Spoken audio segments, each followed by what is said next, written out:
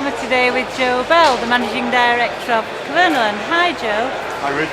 So you were at Llama last year. Yeah. How was last year? Was it a good year or? Very pleased with last year. Market wasn't that good, particularly towards the end of the year, but very satisfied at the end of the year. We had a nice sales growth, so yeah, quite pleased. Super. And I think initial trends this year have been a bit of a drop, a decline. Do you see a decline continuing into 2015, or are you hopeful of a better year? Uncertainty is one thing that no businessman likes, and farmers are faced with uncertainty about the price of commodities, milk, grain and so on. But the underlying sentiment here today certainly has been quite positive, because we have had several good years, and whilst 2014 wasn't as good, it still wasn't a bad year for farmers. And it's still important for you to be at the show today. I mean, what do you get from Llama? Why is it so important? We get to speak to our end customers. We speak to the farmers themselves. We get a sense of how they feel about the coming year, and also we facilitate our dealers, the contact.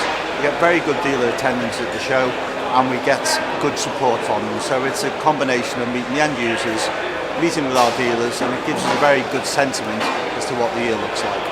Of course, I can see a tremendous array of equipment here. You must put a lot of commitment into the show. What are the trends that you're taking forward? What are the trends? Well, the market itself, probably over a 5-year period, plus or minus 5 or 10%, is relatively static.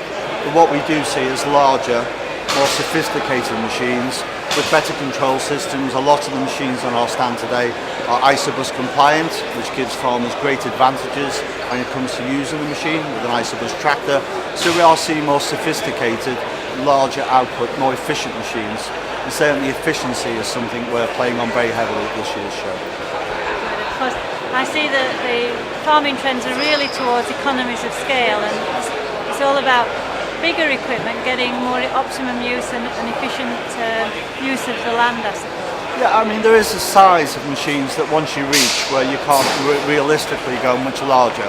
So it is, as you said, efficiency, getting more out of the same or less. And that, again, as I said a moment ago, is a theme that we're playing on quite heavily, because farmers realise that they can't guarantee prices, but what they can try and do is ensure they're as efficient as possible, which always gives them an advantage in a competitive market. And you've been members of the AEA for quite a few years, I understand. Yeah. Could you just tell me where you see the AEA can really assist you, or where you get the most benefit from?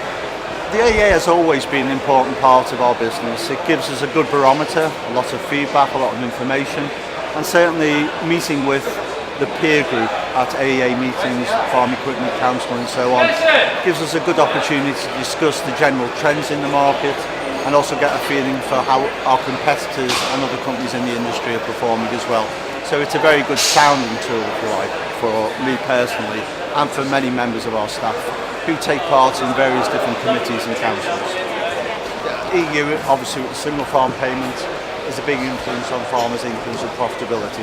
So having a good feeling for the direction in which the EU is going, particularly when it comes to matters relating to agriculture, the single farm payment, health and safety and so on, is very important to us, because it gives a good eye on what the future holds and the opportunity to have an input through the AEA, who is extremely active within SEMA, as you know.